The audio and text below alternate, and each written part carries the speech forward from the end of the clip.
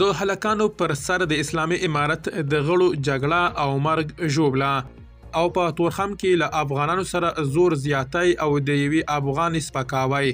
درنو لیدونکو ستړي مشئ.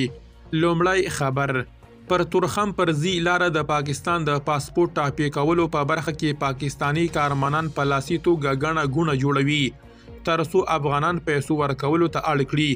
دغلته ښځې، نارینه او ناروغان ګډ وډ په ګینټو تم وي تر څو پر پاسپورټونو یې ټاپې ووهل شي. یوې رسنۍ ته له تورخم څخه یو وګړي تازه ویډیو لیږلي او ډیروي.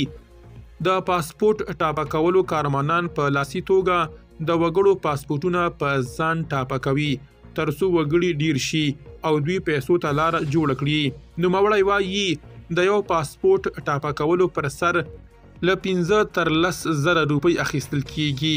دلته افغان ښځې د پاسپورټ ټاپه کولو لپاره اړې دي چې د وګړو په منځ کې ځان غرفې ته ورسوي.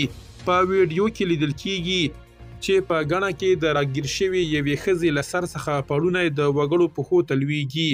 دغه کس همداراز وایي په تورخم کې د ناروغانو لپاره ځانګړو شوو ویزو لرونکو څخه پاکستان ته د تګ لپاره له 50 تر 60 زره کالدارې اخیستل کیږي او پرته له پیسو ورکولو پر دغو ویزو اجازه نه ورکول کیږي.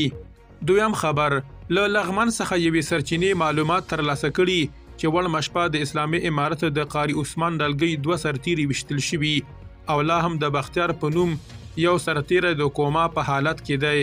دغه 2 ویشتل شوي سرتیري نیکزاد د لویو ویښتانو والا او ترڅنګ یې بختیار نومیږي. معلومات دا دي چې دوی د محمد عیسی په نوم د اسلامي امارت له یو بل غړي سبحان الله د هاشم زوی پر سر جنجال درلود او هرې ډلې غوښتل د لغمان د مرکز یونس چوک اوسیدونکی عثمان دی یوازې له همدوی سره وي. د دغو سرتیرو ترمنځ د عثمان نومي هلک پر سر جنجال د یو بل د ویشتلو تر بریده رسېدلی چې د یوې خوا 2 کسان پکې ویشتل شوي ټاپیان او لا هم بستري دي. درنو لیدونکو له مالتیا مو مننه.